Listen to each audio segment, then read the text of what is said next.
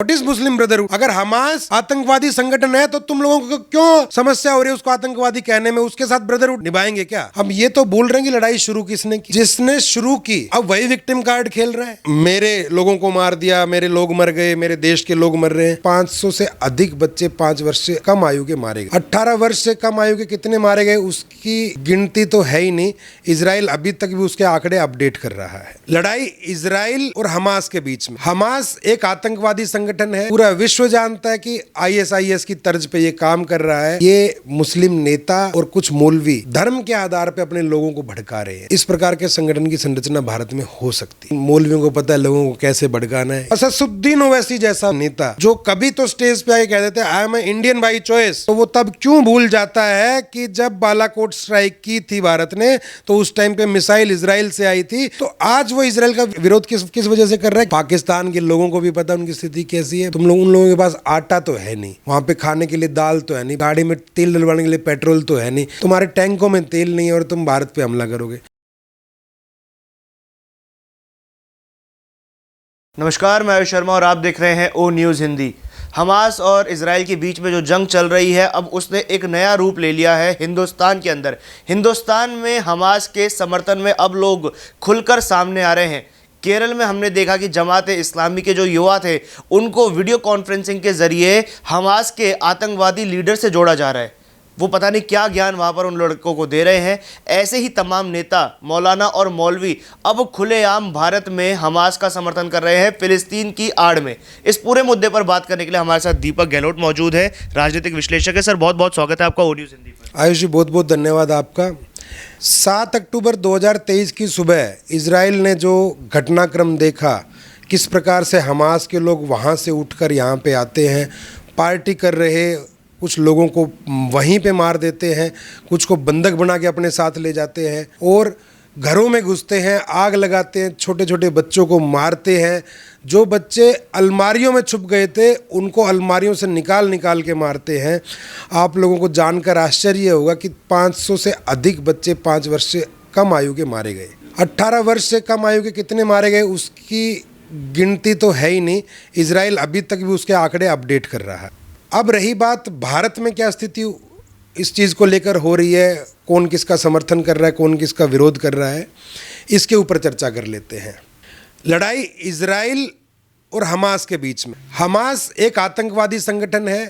पूरा विश्व जानता है कि आईएसआईएस की तर्ज पे ये काम कर रहा है और जो कार्य इसने किया वो घोरतम निंदनीय है। उसकी कोई परिकल्पना करने से भी किसी भी व्यक्ति की रूह कांप सकती है। इजराइल ने कोई भी कदम उठाने से पहले, हमास के किसी भी ठिकाने को ध्वस्त करने से पहले फिलिस्तीन के नागरिकों को हिदायत दी कि आप इस क्षेत्र को खाली कर दीजिए। उस क्षेत्र को खाली कुछ लोगों ने किया, कुछ ने नहीं किया, बल्कि बहुत सारे लोगों ने किया, कुछ लोगों ने नहीं किया। फिर इजराइल ने वहाँ पे बॉम्बार्डिंग करी तो कुछ लोग मारे गए। तो जिन लोगों ने वार्निंग के पश्चात भी पर्टिकुलर क्षेत्र को खाली नहीं किया जस्ट टू सेव हम टेररिस्ट्स ऑफ हमास, तो उन लोगों को आप ये तो नहीं कह सकते कि वो आतंकवाद के विरोधी है। आतंकवादियों का साथ दे रहे हैं तो वो आतंकवाद के समर्थक हैं। अब वो लोग अगर बॉम्बार्डिंग में मारे जाते हैं तो क्या उनको आप हमास समर्थक फिलिस्तीनियन कहेंगे या सिर्फ फिलिस्तीनियन कहेंगे? अगर कोई व्यक्ति हमास जैसे संगठन का समर्थक है तो उसकी नियति में मरना तय है। पर बात यह है कि इजराइल बम क्यों गिरा रहा है जब उसको पता है वहाँ फिलिस्तीनी नागरिक हैं। फोर्स भेजे, ग्राउंड पे फोर्स जाए, सिर्फ आतंकवादियों को चुनकर मारे। बम गिराया जाएगा तो बिल्डिंगें भी गिरेंगी तो लोग भी मरेंगे और मासूम लोग भी मरेंगे। आयुष जी, जो आप कह रहे हैं क्या इसमें कुछ संभावना दिख रही है आपको कि इस प्रकार से किया जा सकता है? जब लोगों को हमास ने फिलिस्तीनियन लोगों को एज ए शील्ड यूज़ करना शुरू कर दिया और वहाँ फिलिस्तीनियन लोग एज ए शील्ड यूज़ होने के लिए तैयार बैठे हैं, तो इस ऐसी सिचुएशन में ग्राउंड पे फोर्स भेजने का कोई सवाल पैदा नहीं होता। और इजराइल ने जब भी फिलिस्तीन के ऊपर बॉम्बार्डिंग की तो उन्होंने इवन लीफलेट्स वहाँ पे ड्रॉप डाउन किए कि आप नॉर्थ से साउथ की तरफ निकल जाइए, हम यहाँ पे ऐसी इस प्रकार से हमला करने वाले हैं। इजराइल प्रूव कर चुका है कि शिफा हॉस्पिटल के अंदर हमास ने अपना बेस बना रखा था। तो वो नागरिक जो हॉस्पिटल में जा रहे थे, जिन्होंने वहाँ पे बेस में ऐसी एक्टिविटीज़ को देखा, उन्होंने क्यों इन्फॉर्म नहीं किया? जब इजराइल ने आइडेंटिफाई किया उसके पश्चात उन्होंने लोगों को एडवाइजरी जारी की कि इस एरिया में मत जाइए, हम यहाँ पे बॉम्बार्डिंग करेंगे। उससे पहले आसपास में बॉम्बार्डिंग की ताकि लोगों को एक वार्निंग मिल सके। उसके पश्चात उनको बॉम्बार्डिंग करने के अलावा उनके पास कोई रास्ता नहीं बचा, क्योंकि हमास अपना सारा ऑपरेशन स्टार्ट ही वहाँ से कर रहा था, वहीं से हर चीज़ को ऑर्गेनाइज कर रहा था। तो ऐसी स्थिति में अगर कोई मरता है तो मरे। और इतने लंबे समय से 7 अक्टूबर से आज तक की स्थिति में देखें हम तो अमानवीय स्थितियों में घोर यातनाएं देते हुए इजराइल के कितने लोगों को बंधक बना रखा है हमास ने। उन लोगों की चिंता कौन करेगा? अब इस सारे सिनेरियो में हम ये तो बोल रहे हैं कि लड़ाई शुरू किसने की? जिसने शुरू की अब वही विक्टिम कार्ड खेल रहा है कि मेरे लोगों को मार दिया, मेरे लोग मर गए, मेरे देश के लोग मर रहे हैं। ये कैसा देश है? कैसी बातें कर रहे हैं इस देश के लोग? इन लोगों को समझना चाहिए। मौलवियों की और सो कॉल्ड मुस्लिम लीडर्स को सिर्फ अपनी राजनीतिक रोटियां सेकनी है, इसलिए वो बाकी लोगों को भी गुमराह कर रहे हैं। और शुरू से यही होता आया है। असदुद्दीन ओवैसी जैसा लोग, जैसे नेता जो कभी तो स्टेज पे आके कह देते I am Indian by choice, मेरे पास रास्ता था, मेरे पास ऑप्शन था कि मैं पाकिस्तान जा सकता था, तो मैं भारत से प्यार करता हूँ, तो वो तब क्यों भूल जाता है कि जब बालाकोट स्ट्राइक की थी भारत ने तो उस टाइम पे मिसाइल इजराइल से आई थी, तो इजराइल स्टैंड विद इंडिया। तो आज वो इजराइल का विरोध किस वजह से कर रहा है? क्योंकि उसको राजनीतिक रोटियां सेकनी है। कहते हैं हमारा उम्मा है ना, मुस्लिम ब्रदरहुड है, यूनिवर्सल ब्रदरहुड, भाईचारा है कि पूरी दुनिया में मुसलमानों के साथ अगर कुछ गलत होगा तो हम उसका साथ देंगे, अपने मुसलमान भाइयों के साथ हम खड़े होंगे। क्या गलत है इसमें? अगर कोई मुसलमान आतंकवादी गतिविधियां करते तो भी उसके साथ खड़े होंगे। तो अब असदुद्दीन ओवैसी को स्पष्ट करना पड़ेगा, इन सभी मुस्लिम लीडर्स को स्पष्ट करना पड़ेगा कि जब जब भारत के ऊपर हमला हुआ तब वो किसके साथ खड़े थे? क्या वो कसाब के साथ खड़े थे, या वो बालाकोट में ये उरी में हमला हुआ उन लोगों के साथ खड़े थे? वो किसके साथ खड़े थे? भारत के ऊपर दिन प्रतिदिन आतंकवादी हमले हुए, अजमल कसाब इसके अफजल गुरु के साथ खड़े थे, या जितने भी भारत में बम ब्लास्ट हुए उन सभी को करने वाले लोगों के साथ खड़े थे क्या? What is Muslim brotherhood? अगर हमास आतंकवादी संगठन है तो तुम लोगों को क्यों समस्या हो रही है उसको आतंकवादी कहने में? उसके साथ ब्रदरहुड निभाएंगे क्या? अगर ऐसा निभाते हैं तो भारत के ऊपर किए हुए हर एक हमले को करने वाले आतंकवादी के साथ भी असदुद्दीन ओवैसी जैसे लोग खड़े हैं। तो आप और हम कह रहे हैं कि हमास आतंकवादी संगठन है। अब्बू कासमी जैसे कई लोग हैं जिनका ये कहना है कि नहीं नहीं, ये तो इजराइल है जो अत्याचार कर रहा है, हमास तो बचा रहा है फिलिस्तीन को, हमास तो सुरक्षा में अपने डिफेंस में मिसाइलें दाग रहा है। उन लोगों का दिल जानता है, वो उनको एक प्रोपेगेंडा करना है, अपनी राजनीतिक रोटियां सेकनी है, लोगों को पागल बनाए रखना है। दिल तो उनका भी जानता है कि किसने क्या किया, और पूरा विश्व जानता है। इसमें किसी को बार बार बताने की ज़रूरत ही नहीं है कि this all started by Hamas and it will end by Israel. ये हर व्यक्ति जानता है इस चीज़ में। और इजराइल किसी से नहीं डरता, ये लोगों को तय करना पड़ेगा। अब उसके आसपास के लोगों को, अब आप एक बात बताइए, असदुद्दीन ओवैसी से पूछे कि मिस्र ने अपने दरवाजे क्यों बंद कर दिए फिलिस्तीनी लोगों के लिए? मिस्र भी इस्लामिक वर्ल्ड है, वो इस्लामिक ब्रदरहुड वहाँ पे पड़ोस में बैठ के नहीं निभा रहे, तुम यहाँ पे बैठ के ब्रदरहुड निभा रहे हो।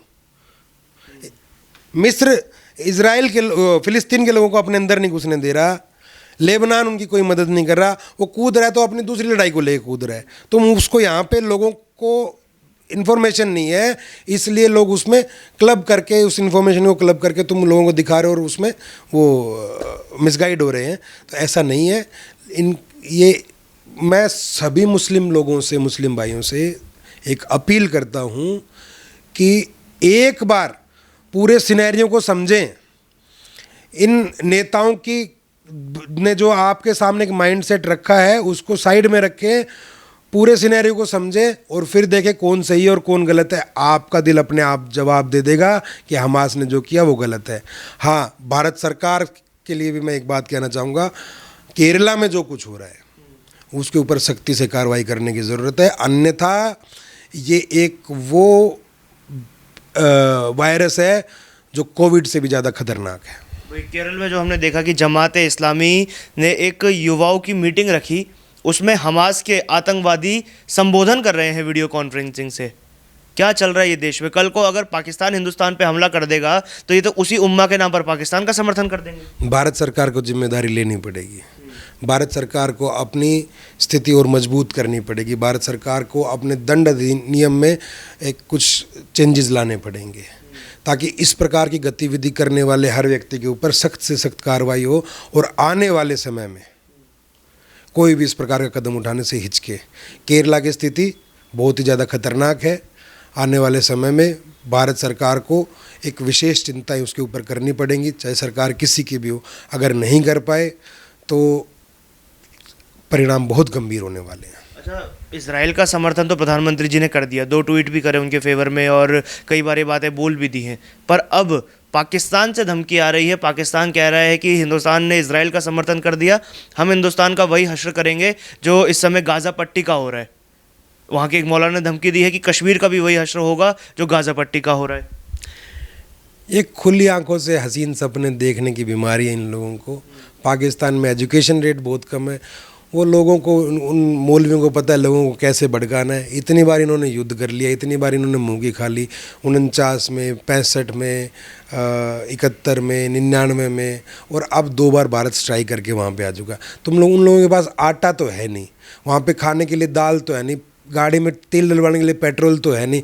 जब अभिनंदन की बात हुई थी तो तुम्हारे मंत्रियों के पैर कांप रहे थे। तुम्हारे संसद में बयान है और तुम ये हमला करोगे। तो अरे पहले खाने के तेल ले लो, खाने का सामान ले लो, तेल आटे की कमी पूरी कर लो।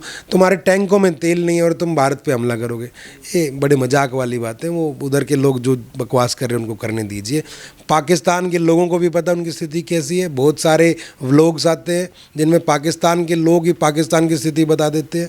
20-20, 30-30 हज़ार, 25-25 हज़ार रुपये उनके बिजली के बिल आ रहे हैं, सिर्फ एक बिजली एक पंखे में। उन लोगों के लिए अपना जीवन काटना कठिन हो रहा है, वो भारत के ऊपर हमला करेंगे। भारत एक बहुत ही अच्छे मार्ग पर चल रहा है और आने वाले बहुत ही कम समय में भारत एक विकसित देश होगा। एक आखिरी सवाल लेते हैं। जैसे हमास हमसे कई 100 किलोमीटर दूर है, हज़ारों किलोमीटर दूर है, पर आज हम भारत में बैठे हैं। क्या भारत में भी कई छोटे छोटे हमास पल रहे हैं? अब इस स्थिति को देखते हुए आपको क्या लगता है?